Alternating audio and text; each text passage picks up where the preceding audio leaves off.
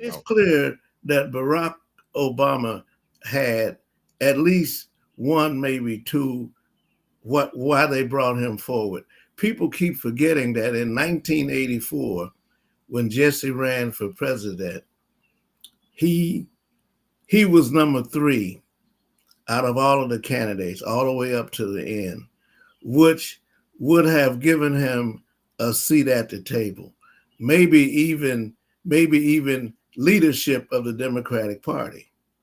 That was why the whole Hymie anti-Semitic thing was there from the very beginning. The JDL interrupted Jesse's announcement in the DC Convention Center. And in the early days of the campaign, myself, Florence Tate, and Jesse, we were the road team. We were traveling around the country. This is before he got Secret Service protection.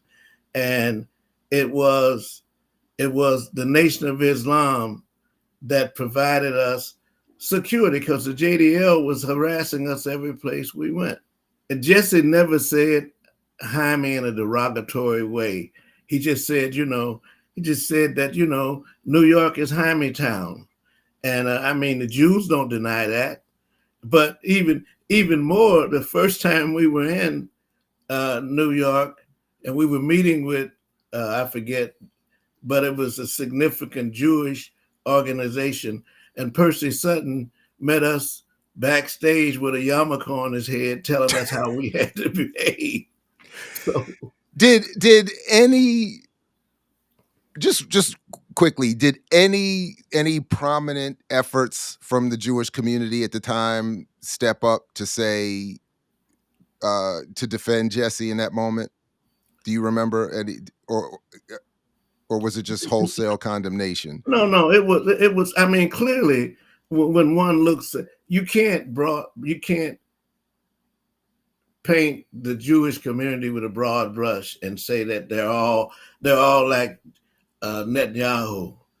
Um, there is a sense of solidarity, even with friends now. When I talk about who are Jewish and I talk about Palestine, they know it's wrong. They say it's wrong, uh, but well, clearly we see presence of a lot of young and old Jews involved in protesting what's happening in Palestine. I don't remember that there was a condemnation of that because I think most people didn't see it. I mean, it was. I mean, you had to be. I mean, this is early in the campaign, But and even I remember it becoming, I mean, I was young, but I even remember it becoming an issue, and that it was something that had to be responded to and was used against him. And really what I was asking, the reason I'm asking is that what has always frustrated me about these conversations is that for whatever could be said, because I'll be honest, whenever I hear reference to it, I just accept that Jesse was trying to be demeaning and derogatory to regarding the relationship of Jews in New York to politics, struggle, et cetera, and so forth.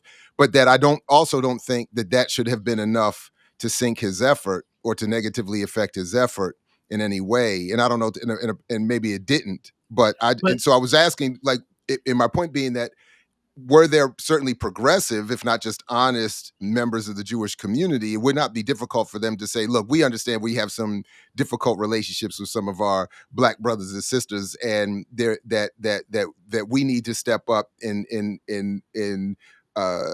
enhancing and evolving that relationship so that these kinds of issues don't pop up. And then, by the way, we'll have a conversation with Jesse and then continue to support him because this is the campaign and the politics that should be supported.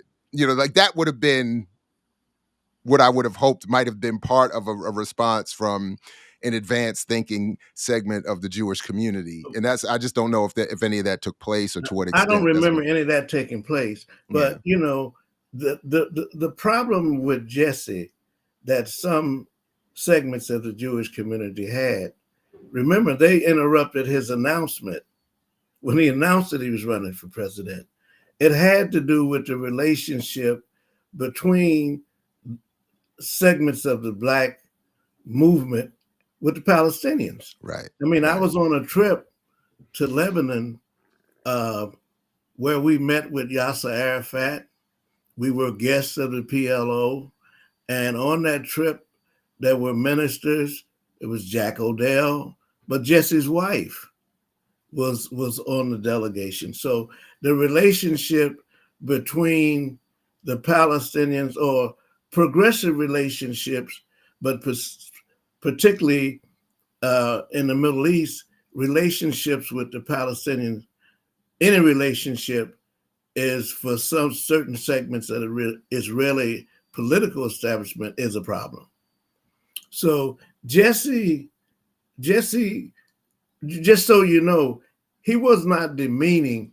Jesse had these way of characterizing, like for instance, we'd be in the South, and he referred to uh, uh, whites as Bubba, blacks as Moles. I mean, that was Jesse, and but he never in the campaign attacked. And the fact of it is, uh, nobody ever heard Jesse say Hymie Town. That's interesting. It was her.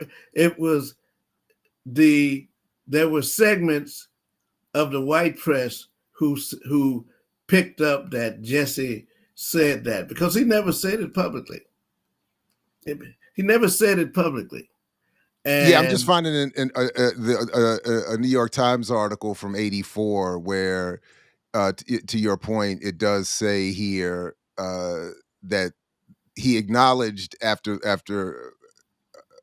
he did end up acknowledging that he said it, but it was initially in a private conversation. Uh, that I mean, Reverend Jackson acknowledged tonight that he had used the word Hymie in a private conversation to refer to Jews. But you yeah, know, but to your point, no one.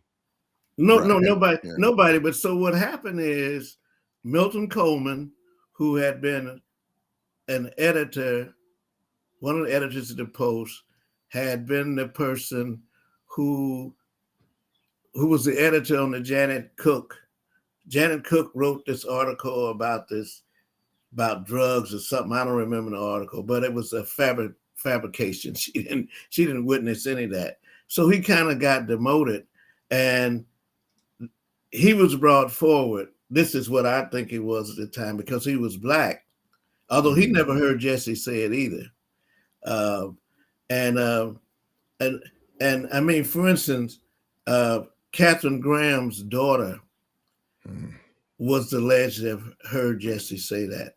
Now, the one time that Jesse met with her, I was there, and Jesse didn't say it. So I mean, and then there was pressure. That I mean, there's a lot of different politics going on. It's a Democratic Party politics. So, but that's sort of again my point, and this actually confirms my initial thought even more. Jews, good, bad, indifferent, all know that in private conversation, all types of things are said by all types of people about Including all types them. of people. That's my point.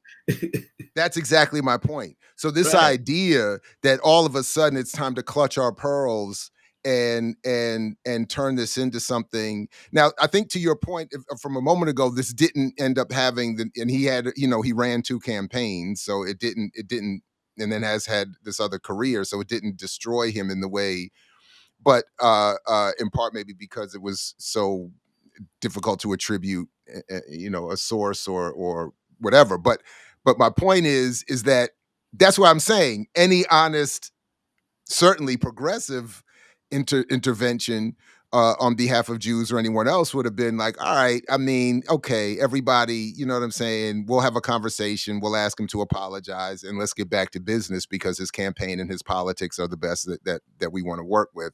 But to your other point about the real issue of Zionism, uh, looming in the background and the relationship of Black liberation struggles to the Palestinians is more likely to be the issue. But that's sort of what I'm saying. Like we just never get overt, honest, public conversation about many things, including this. The Oh, well, relationship between black communities and Jews. Yeah. and we're not.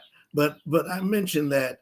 that a lot of it had to do with internal Democratic Yeah. Party politics, and and uh, Jesse was, I mean, he was, there was no other candidate in 1984 who came near to like raising the issues or raising the hell that Jesse was raising. I mean, Mm. he's a very clever politician. For instance, we were in New Hampshire and they said there were no poor people in New Hampshire. So Jesse decided to give out food.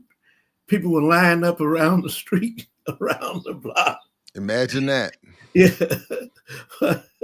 We found But some poor people, even in New the Hampshire. internal, Imagine and that. the reason why I said it had to do with internal Democratic politics, because there was a transition that took place in the Democratic Party. That's when Bill Clinton and the Southern governors formed the Democratic Leadership Conference, took the leadership away from the party, but they hired all of those people, Donna Brazile, all of them came out of Jesse's campaign, all of them. The Democratic Party hired all of them and marginalized Jesse. They hired all of them, gave him fancy titles, deputy director of the Democratic Party, when they were not even on the, they were not, it's like Colin Powell said, he was a national security advisor. They had meetings that he wasn't invited. So it was that kind of thing. So the thing was to marginalize the impact that Jesse had. I mean, he really put together a coalition, a populist coalition. I mean, even with the what's it, the Posse Comitas. I remember being in Great Bend, Kansas, and these the early versions of the Proud Boys Oh, right there. had a Yeah. rally for Jesse and Oh, took up wow. some money. So, so I mean, he was a threat, and Obama, but Jesse was a threat because he was building on the history of the movement. I mean, he was building on the Poor People's Campaign.